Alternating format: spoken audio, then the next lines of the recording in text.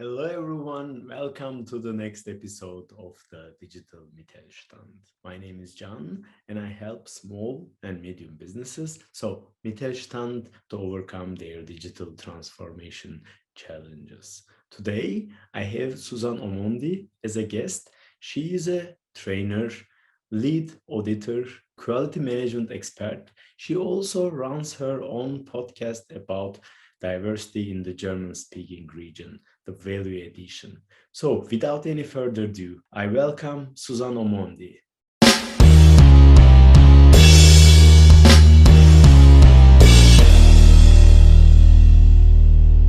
Hello, Susan. Welcome to the show. Can you please introduce yourself? Hello, John. It's my pleasure to be here with you. Thanks so much for your invitation. My name is Susan Omondi. I've been an auditor for years. I've headed also quality management departments and an IT department. And for this, I'm a real fan because I'm so sure that with quality management, there's a lot of potential. There are a lot of work still to be done. And that's why I'm so happy to be here for more awareness. Apart from that, I'm a mother of 3. I was born in Kenya, and that's why also my other passion is diversity. Speak about diversity, live it, and create awareness also in this field. Well, I've been an auditor for a while, certified auditor, and I'm working for a company in Switzerland, SQS, and at the same time, I'm a trainer. Thank you. Thank you for the introduction, and your personality is also a great example of diversity, right? You're a trainer, you're a coach, mother of 3, public speaker. I know that you run LinkedIn Lives, so I'm also a big fan of it. And first time I see it, oh, she speaks so good German. I wish I could speak good German like her. So you are also a role model for us. So I also came to Germany 5 years ago. But what excites me more for our podcast today is your unique combination IT and certification. And I would like to go into this and ask you more about the certification, especially for Mittelstand. And can you please tell us the benefits of certification for Mittelstand? Thank you so much. There are a lot of benefits. I'll just mention 6, 3 from the maybe customer side.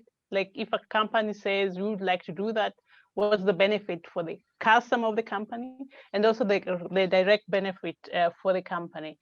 If you're talking about certification, we can say we are talking about standards like ISO 9001, the general one for quality management. It doesn't matter which branch. And we also have for environment, those are the common ones, and for health and safety. Apart from that, just for the people to know what we're talking about, there are special ones like for medical, for IT, for education, and there are a lot of standards. Now, the benefits from the customer side would be trust for the first thing. Trust, like many big companies nowadays say, if you don't have a certification, they won't consider you at all. So at least that's the minimum part of it, at least 9001. Many companies say, unless you have a 9001, we won't consider you at all. That's why many companies, even small one with 1 or 2 people, are now going towards certification. I also mentioned trust. With this, many companies will now say now they don't have to check on you deeply, and it's just a minimum level of trust so that they know that you are acting according to standards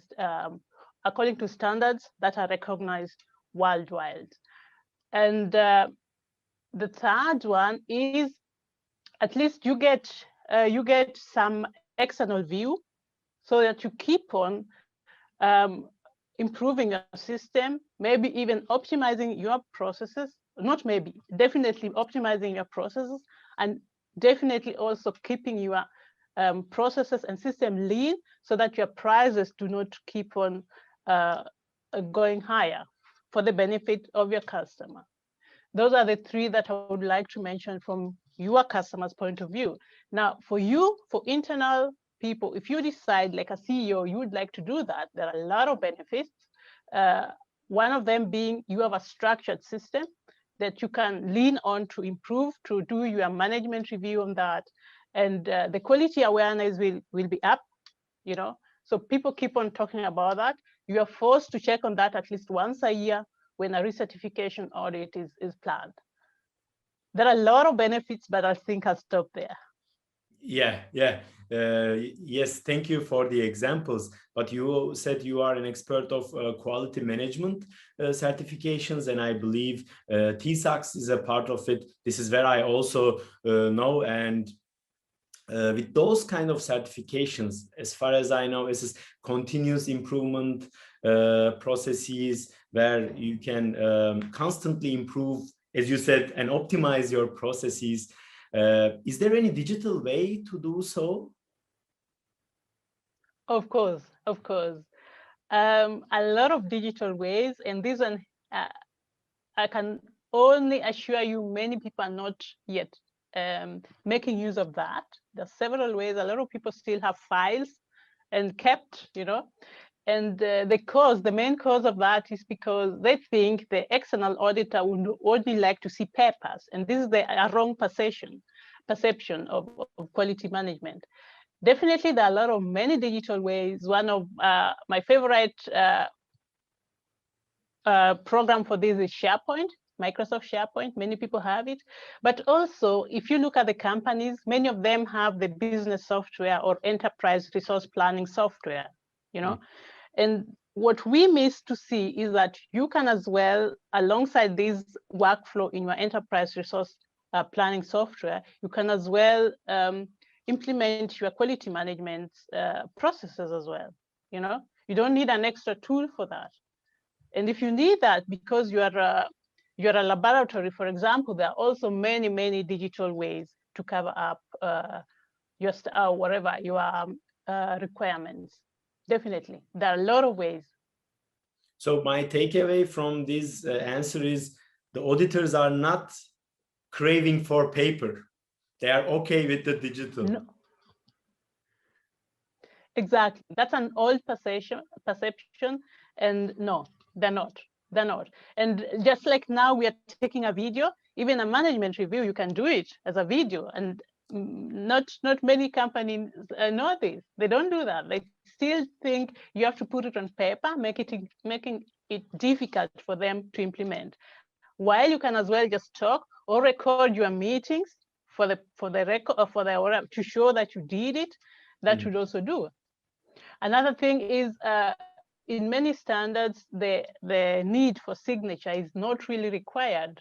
You know, the moment you start collecting signatures, like Jean, please sign this, then I'll have to scan that and upload it somewhere. You know, there's a lot of steps involved. But actually, you don't need that. You just need to review your processes. What do you really need? And then make it more efficient with a digital solution.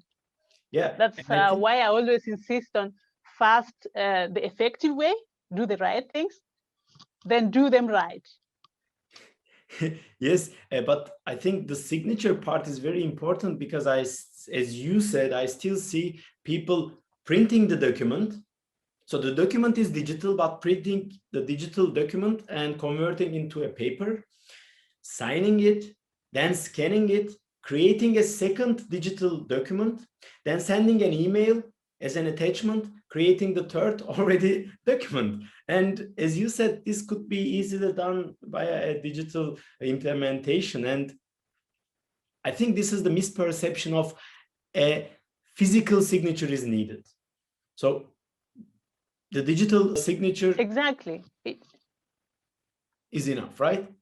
If you insist, if you really review and you're sure that you need a signature, then you can as well use DocuSign and other many possibilities of just signing.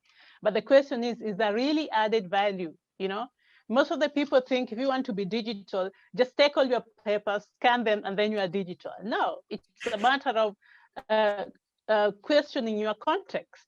Are the processes still relevant? Do you still need all the steps? And then it will be easier and much cheaper to install or to introduce business software to help you with your quality management standards. Yeah, exactly. And this gives a very good opportunity to review and optimize your processes. As you said, do you really need this signature in this step of the process? If don't, then eliminate, so you save time. So thank you for this great example, but this is a very valid example because it is in our daily lives. People sign a lot of documents without questioning, is it really needed and required? So I think that's also very important takeaway. Then let me build on that, because as the misperception, certifications are generally seen as a burden. They cost, and there are bureaucracy, there are standards to follow. But can you tell us a couple of real life examples emphasizing the benefits? So, okay, they come with a cost, but yeah, I think the first thing is, if we just do it for someone, then definitely there'll be costs. And also, if we also only think they only cost, then they'll definitely cost, because I won't use them to meet what I really need, to meet my requirements, you know. So the first question will always be, is this the right standard? Or by the way, you don't need to install a quality management system according to a standard. You can also just do it for yourself. And my favorite example is the startups. They do that anyway. They start lean, they have their processes, they question every step, what they're doing, whether it's adding value or not. And that's actually quality management. So if you have a standard like 9001, you're not just going to go through it systematically and check if you have met them, and then maybe show some more records.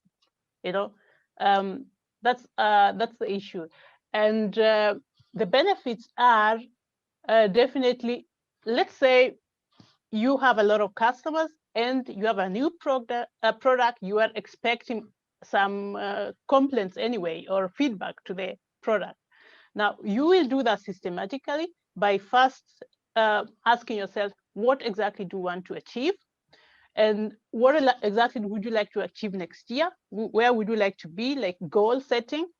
And then you, with your management system or your quality management system, you can then set up feedback standards or goals for your employees, like the yearly goal. Until next year, would like to reach this level or sell even more, or we don't want this kind of complaints anymore. That would mean you'll need a system to collect all complaints. Complaints are actually good. They'll help you to improve your business. And then with that, you will watch objectively, are we moving to the right direction? And it's not a matter of saying, look, Jan, if you have 10 complaints by next year, you won't have your job. No, that's also a wrong misconception, perception. It's a matter of saying, what do we really need as a company so that we move further?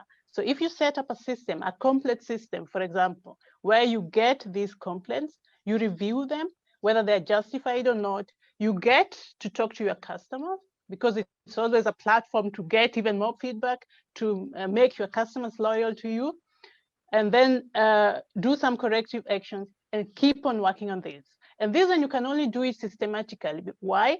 Because let's say Jan is taking care of complaints and Jan is now going away because he has won in a lotto.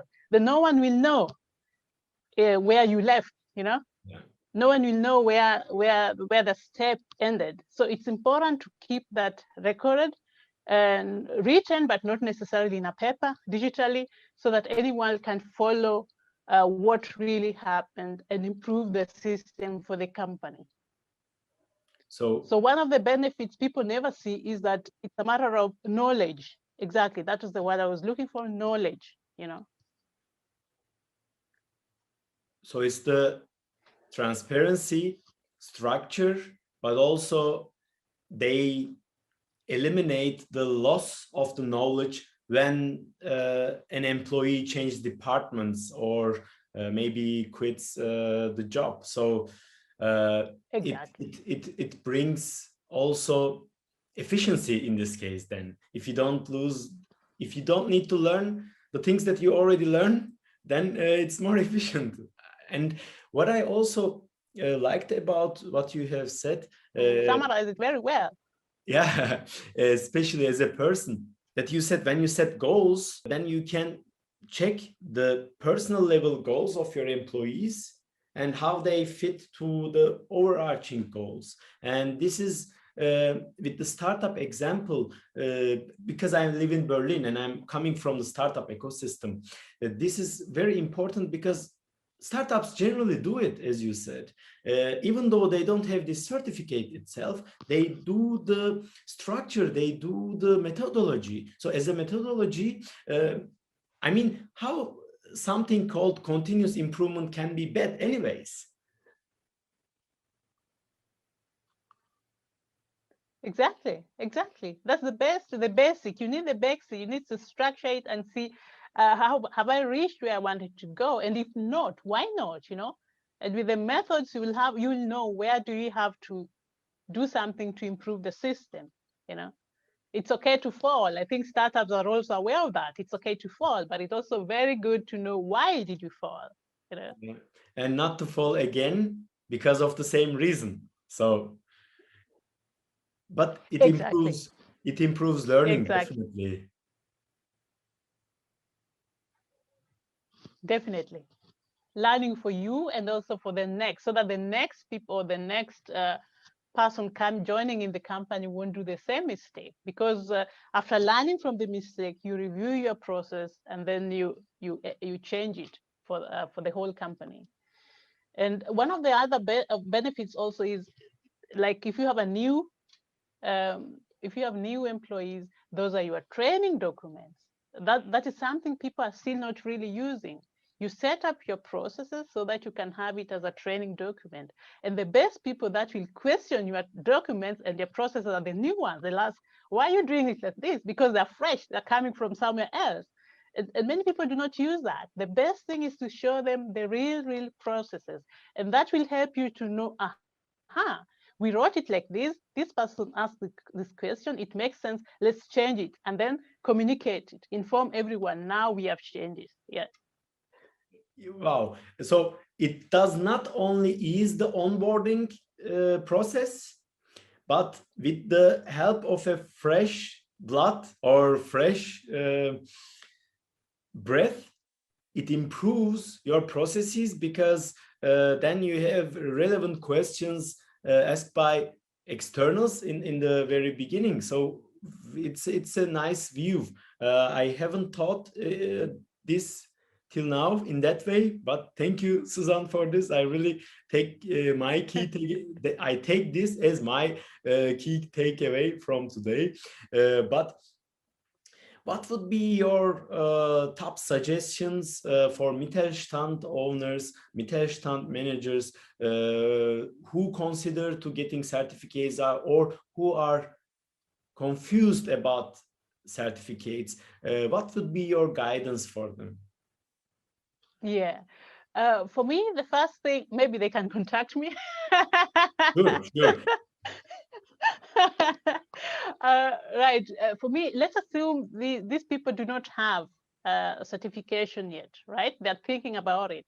The first thing, it takes a lot of time and it's really not sexy, but it's important to think, why do I need it? How will it help me? You know, is it an investment or is it a cost?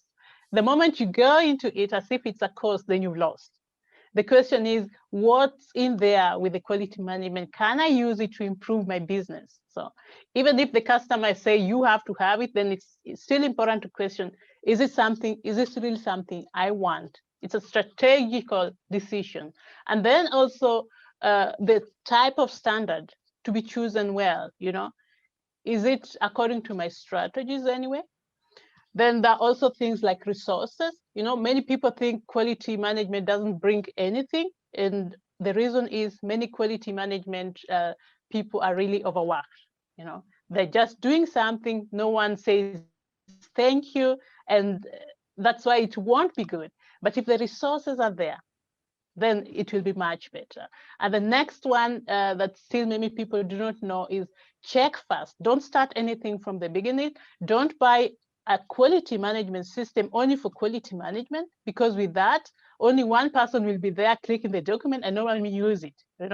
Use something like, say, a company Wikipedia, use something like SharePoint, something people are using anyway, or your business software, and make it as simple as possible,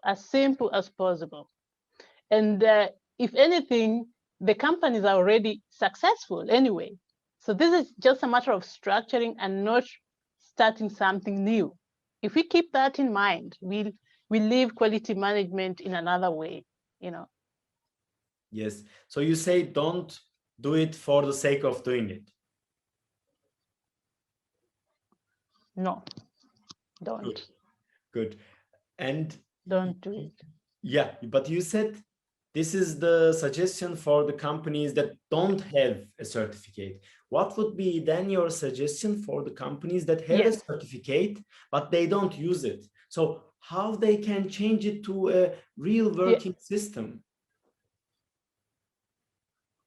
Yeah. The first thing, thank you. The first thing is to question, to check it, look at it, like analysis. How is it being used?